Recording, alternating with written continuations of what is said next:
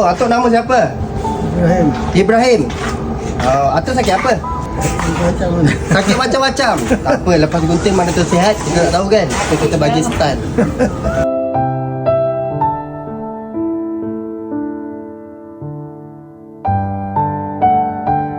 Okay guys, kita buat rambut atuk ni side part pompadour bagi handsome.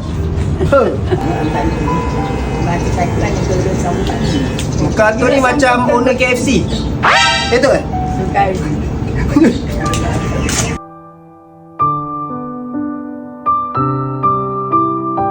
Okay, so kita dah settle gunting rambut Atuk Ibrahim. Tok, tadi kan tak handsome, sekarang macam bos KFC tu. Okay tak? Gunting okey? Okey. Sakit tak? Okay.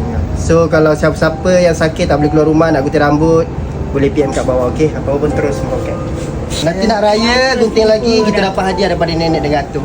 Nangka. Raya datang. Raya datang. Baik, insya-Allah. Nek. Muat sikit. Apa? Terima kasih. Atuk dah